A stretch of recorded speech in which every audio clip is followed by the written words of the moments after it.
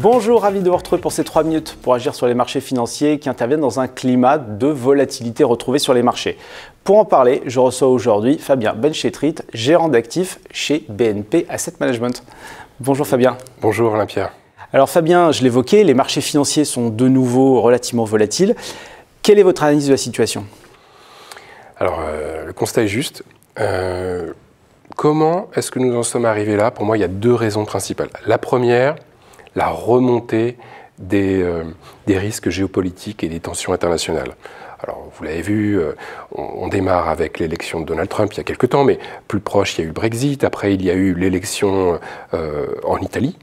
Puis, on a un Donald Trump qui se met à avoir qui met en place une sorte de guerre commerciale au profit des États-Unis.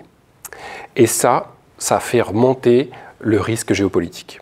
Parallèlement, deuxième effet, celui-là il est un peu moins visible, mais il tient à un changement de la structure de marché. Ce que je veux dire, c'est que nous avons une banque centrale américaine qui a réduit ses achats d'obligations, donc un soutien en moins. Nous avons aussi ces entreprises américaines qui procèdent à des rachats d'actions, leurs propres actions. Nous avons des stratégies de vente de volatilité qui atteignent des montants colossaux. Ces différents phénomènes ont une conséquence: déséquilibrer le marché et réintroduire de la volatilité. Alors maintenant Fabien, on a bien compris les facteurs techniques. Est-ce qu'on doit s'attendre à une poursuite de ce mouvement ou est-ce finalement un simple trou d'air? Alors, la question est légitime parce que après quand même, je faisais le calcul, 117 mois d'appréciation du marché américain sans une baisse de plus de 20%, on a le droit de se poser la question.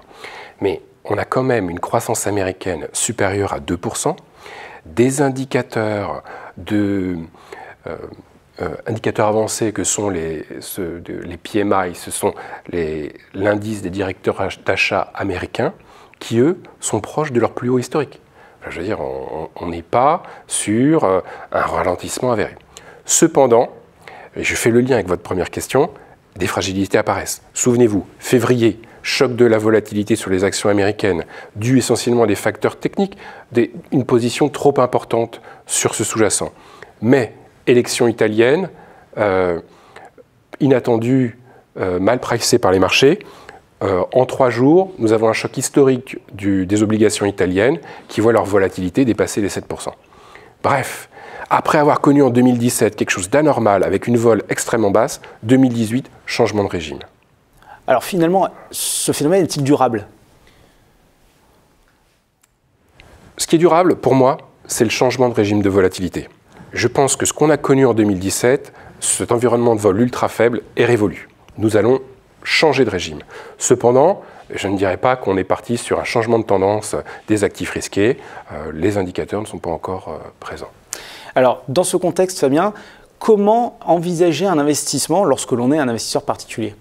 Premier conseil, ce serait de rester souple et réactif.